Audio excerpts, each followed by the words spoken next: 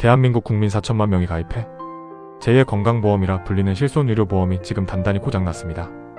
매년 수조 원의 적자가 난다며 비명을 지르는 보험회사, 그리고 그 손해를 메꾸기 위해 정부가 야심차게 도입해 시행 중인 제도가 있습니다. 바로 병원을 많이 가면 보험료를 최대 4배까지 올리겠다는 일명 실손보험 차등제입니다. 언뜻 들으면 당연하고 합리적인 말 같습니다. 꼼수를 부려 보험금을 펑펑 타먹는 얌치족들에게 벌금을 매기겠다는 뜻이니까요. 하지만 우리는 이 지점에서 아주 무서운 질문을 던져야 합니다. 사기꾼을 잡겠다며 도입한 이 제도가 왜 정작 현장에서는 억울한 피해자를 만들어내고 있는지, 그리고 진짜 제도의 구멍은 어디에 있는지 말입니다. 오늘 영상에서는 정부와 보험사, 그리고 일부 부도덕한 병원들이 짜놓은 이 기묘한 구조적 모순을 팩트를 기반으로 날카롭게 뜯어보겠습니다. 본격적인 분석에 앞서 우리 사회의 복잡한 이면을 균형 있고 깊이 있게 파헤치는 이 영상이 유익하시다면 구독과 좋아요, 알림 설정까지 꼭 부탁드립니다. 여러분의 클릭 한 번이 더 좋은 영상을 만드는 가장 큰 힘이 됩니다. 모든 문제의 시작은 명백합니다.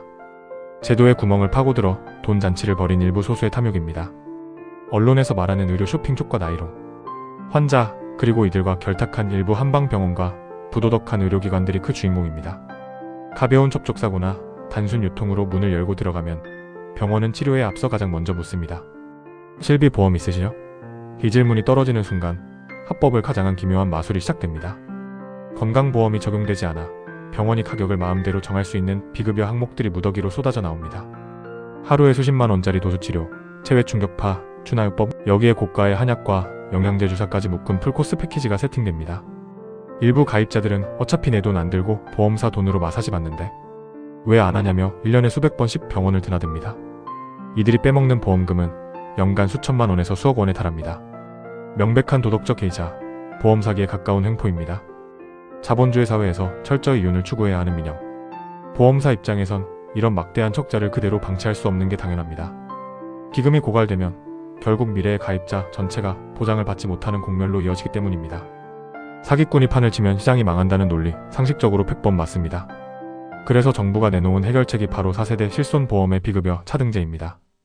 비급여 지급액이 0원이면 보험료를 깎아주고 300만 원 이상이면 내년 보험료를 무려 300%, 즉 4배로 올리겠다는 징벌적 제도입니다. 물론 정부도 바보는 아닙니다.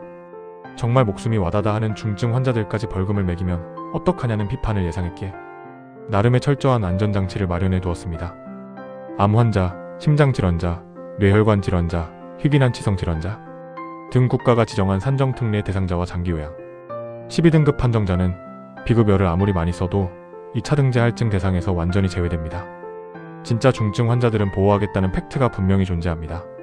자, 여기까지만 보면 정부의 대책은 사기꾼만 골라내고 약자는 보호하는 완벽한 시스템처럼 보입니다. 하지만 진짜 문제는 바로 이 안전망의 경계선에 걸쳐있는 애매하게 아픈 대다수의 보통 사람들입니다. 정부의 컴퓨터 시스템은 암 환자 같은 중증 환자는 걸러내지만 산정특례 대상은 아니면서도 일상적인 극심한 통증이나 만성질환 때문에 매달 주기적으로 비급여 치료를 받아야만 겨우 버티는 수많은 서민 환자들은 구별하지 못합니다. 예를 들어 심한 디스크 환자나 우십견, 퇴행성 관절염으로 일주일에 한두 번씩 도수치료나 비급여 주사 치료를 받는 환자가 있다고 칩시다. 이들은 사기를 치는 것도 아니고 호캉스를 누리는 것도 아닙니다. 그저 내일 출근해서 일을 하기 위해, 생계를 잇기 위해 통증을 참으려 병원을 찾는 성실한 직장인이자 가장들입니다.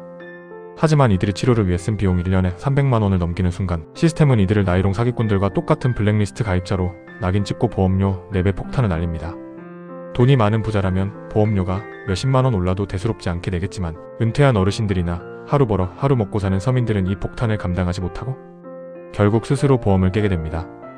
약자를 구제한다는 보험의 상조적 성격이 자본의 논리 앞에 무너지며 진짜 끈질기게 치료받아야 하는 만성질환자들을 벼랑 끝으로 모는 부작용이 발생하는 지점입니다. 그렇다면 왜 이런 모순이 해결되지 않을까요? 본질은 정부와 보험사의 행정 편의주의적 접근에 있습니다. 원래 민영보험사는 국민의 돈을 관리하며 수익을 올리는 만큼 어떤 병원이 허위 영수증을 발행하는지, 어떤 브로커가 과잉진료를 유도하는지 현장을 철저히 심사하고 사기꾼을 표적 수사해 처벌해야 할 1차적 책임이 있습니다. 하지만 전국에 깔린 꼼수 병원들을 일일이 감시하고 법적 소송을 거는 것은 막대한 인력과 비용이 듭니다. 기업 입장에서는 귀찮고 수지타산이 안 맞는 일이죠. 정부 역시 마찬가지입니다. 부도덕한 일부 병원들이 비급여 가격을 제멋대로 올려 폭리를 취하는 것을 법적으로 강하게 단속하거나 비급여 가격 상한제를 전면 도입하는 근본적인 개혁은 이익 집단의 격렬한 반발을 부릅니다. 결국 거대 권력들은 자신들이 져야 할 추적과 단속의 책임을 방기한 채 가입자 전체에게 병원 많이 가면 무조건 벌금 때릴 테니 알아서 사려라라며 칼자루를 국민에게 겨눈 셈입니다. 소수의 사기꾼을 속아낼 능력이 없으니 전체 가입자의 보장 권리를 깎아내려 숫자를 맞추는 손쉬운 길을 택한 것입니다.